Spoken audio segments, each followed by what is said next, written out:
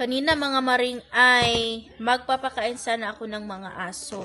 Kaso pagpunta ko doon sa pen, wala yung mga aso. So, chinek ko yung ilalim ng shed kung nandun ba sila, yung doghouse nila, wala sila doon. So, hindi namin alam kung nasaan ang aso namin. At saka, chinek namin yung, camera. Last na nakita namin sila is kahapon ng alas 2 ng umaga, 2 a.m. Kasi nung time na yon, yung aso mga 2 a.m. hindi talaga tumitigil sa iingay. Laging nag-aw-aw sila. Yung aso dito sa loob ng aso sa labas. So, nag-live ako, nag-chinek ko yung camera. Pakadilim sa labas, wala akong makita. Yung nakikita ko lang yung mata ng mga iro. Yung mata ng mga aso, mga maring, pero sa paligid, wala akong nakikita kung ano ang nangyayari. Basta, ang naririnig ko ay nag-aw-aw sila, mga maring. At parang isa sa mga aso namin ay nasaktan. Hindi namin kung meron bang kumagat o meron bang pumalo sa kanila kasi wala akong nakikita na tao naman. Kasi ang dilim. Nandito na asawa ko, maring. Grabe ang gina sa labas. Hindi pa rin naman nakikita yung mga aso. Ginoo ko. Ang hangin. Ang lamig ng hangin, maring. Yan. Doon siya naghahanap sa aso. Pumunta siya doon sa field. Doon. Pumunta siya doon sa may field na may nakakita daw ng dalawang aso pero hindi niya remember kung anong kulay. Ginaw. Grabe ang ginaw. Sobrang ginaw mo rin. Tignan yung kamay ko. Nag-shake ang aking kamay. Sobrang ginaw talaga.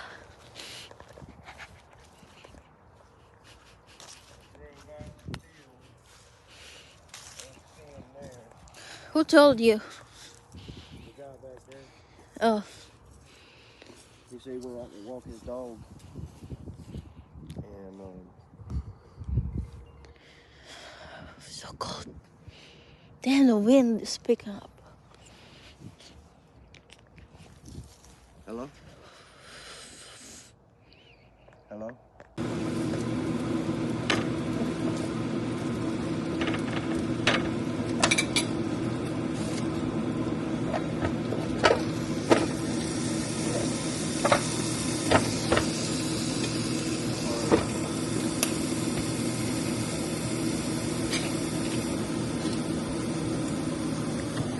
Mayroon akong bagong vacuum sealer, maring. How much is this? 20? $20 vacuum sealer. Naka-ano siya, naka-sale. Ayan. We will try it. Set it here. Come here. Alright, video me. Alright. Oh, I think I know how to do it. Set it So there. until in the middle.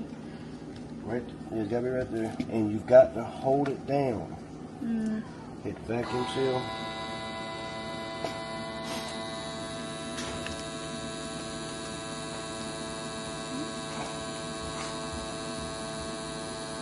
Hit single seal.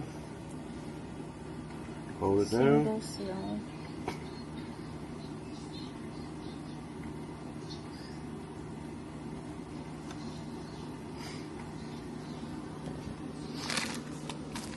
Oh. There you go. Oh, it cut. Yeah, because I held it. I held it too hard. Yeah. It melted. Yeah, because I pushed down on it too hard. You're just supposed to barely push on it. Oh, okay. So that's. Ito na ang result, maring bacon. Naputol. Oh, Yeah. okay. Oh, you got a button at the Push it side. down. Push it down and hold the buttons, and it'll do everything for you. Oh, so you have to hold it all the time, the whole time. Yeah, because it's not. Oh, it clicks. Oh, there you go. Well, what the hell? That's probably why it's not tight. All right, we'll try one more again. Okay, let me try it. All right, we'll get you a strip of bacon. Meron kaming iba't ibang size ng bag. May 8 by 50. Tsaka itong mga iba't ibang bags. Itong malaking bag. May roll din. So, try natin yung bacon. What kind of bag this? So, this bag. All right, open the bag. Ay. We'll try and flatten it out a little bit.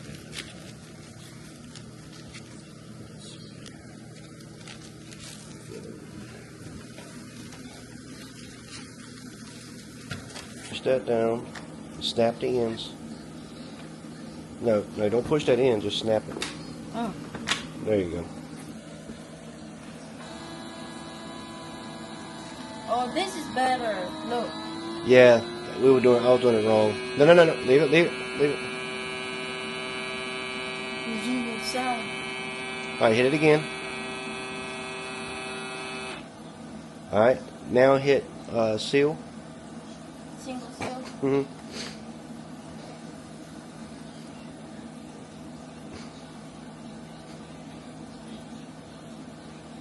Now hit the thing. Oh, this one is better. Yeah, so that's sealed a lot better. Yeah, it's not. There's no air there. That one is Well, that's why. loose. That's why. It's because I didn't snap the ends. Look. Hindi siya nagsabi maring na uwi pala siya ngayong gabi. Napaluto tuloy ako ng wala sa oras, alas 10 na. 10:40. Lagyan natin dito yung ano. Meron akong leftover na pork belly na may ano, kalabasa, tsaka sayote at carrots, rice at tsaka itong ano, burger patties. Tapos lalagyan ko ng cream of mushroom sa ibabaw. Para hindi naman siya parang ano, dry. Minsan kasi nagpa-surprise yan siya pag umuwi. Hindi siya nagsasabi. Here. This is done. You want more cream of mushroom? Yes, alam. So, ito na yung kanyang dinner. Sasha, Cece. What, do you see them? No, just calling. Shasha, Sissy!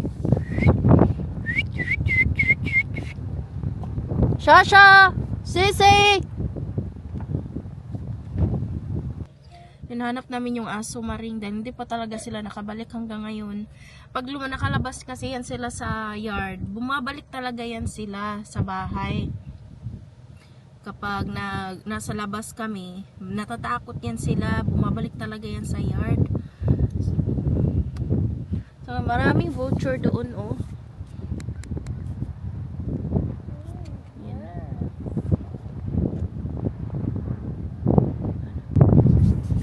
Yan, pumunta yung asawa ko doon kasi maraming vulture. Baka kasi, ano, mga aso yun namin.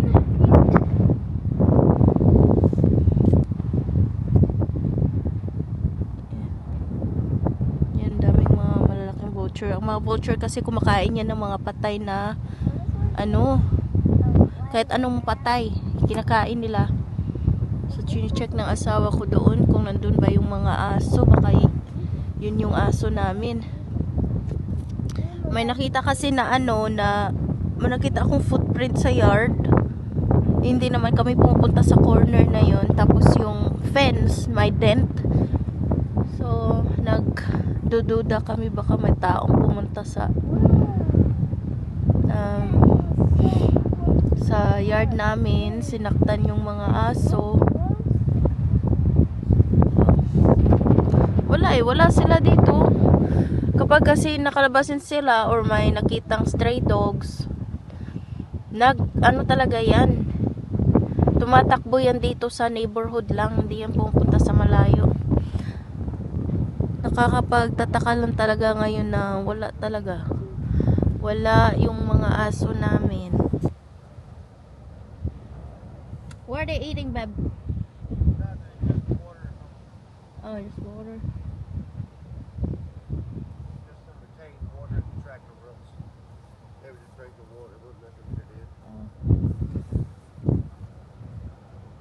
It's because the other one was still in the cage.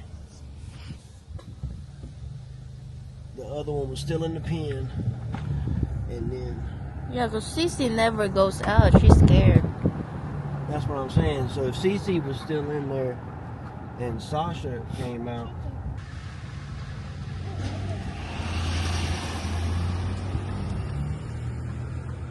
No, he was in the middle of the road.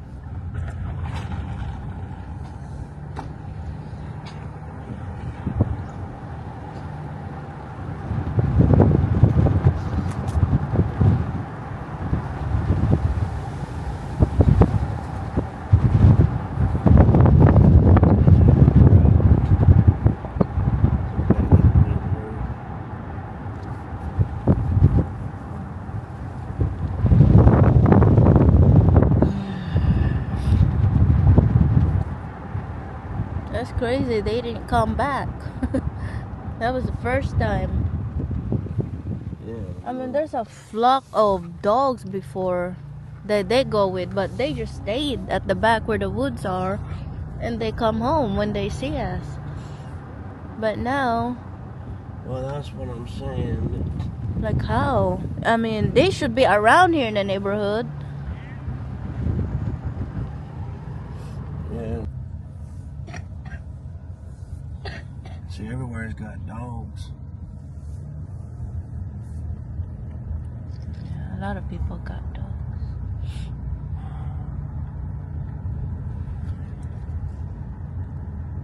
There's just no fucking telling where they're at.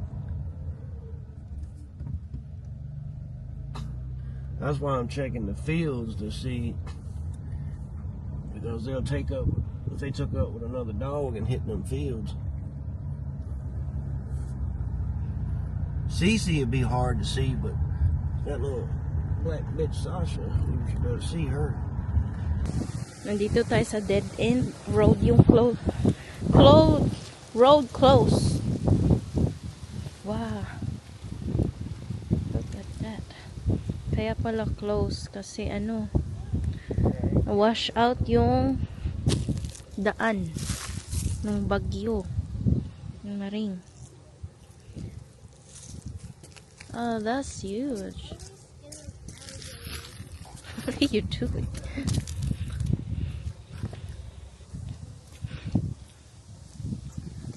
Oh no. Oh, look at the culverts. It got moved.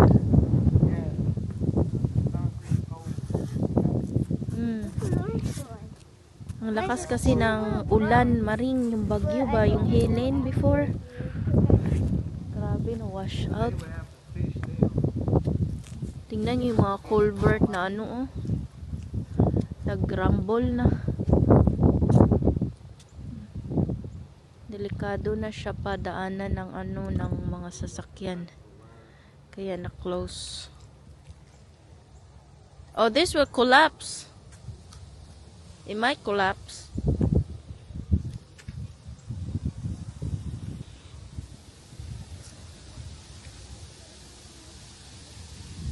Hindi pa rin namin nakikita ang aso, Maring. Don't stand in the middle. No, the middle's fine. There's dirt in the middle. Yeah. Don't go there, baby girl. You stay here. Just leave daddy there.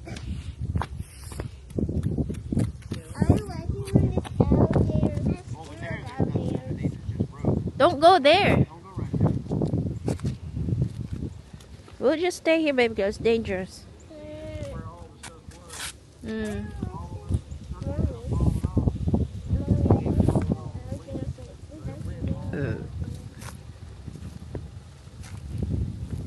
tumba yung kahoy na malaki. Nanyo doon, Maring. They're gonna have to break this whole road apart. Yeah. The whole road, they're gonna tear it all up. Mm. And then reset all these blocks. Redo it. Man, it don't work. Oy, you stay here. Come here. We'll go get back in. I don't know where the dogs are. They might come back on its own. Oh, I see car coming.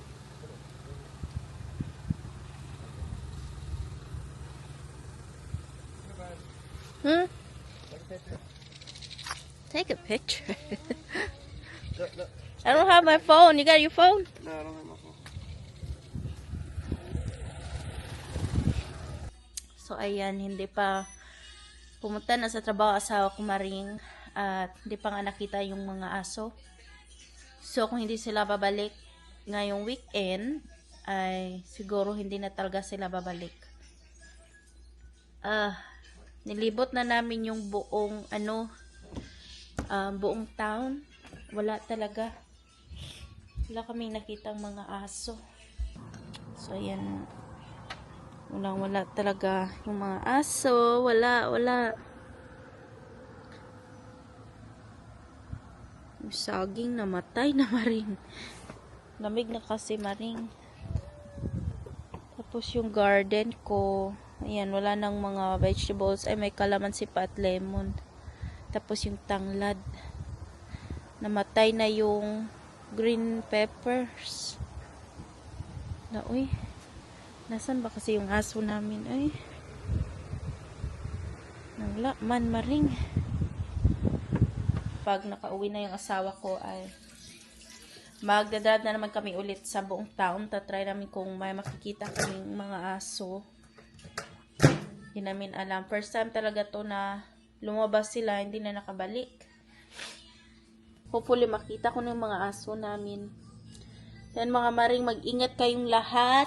At maraming salamat sa panonood.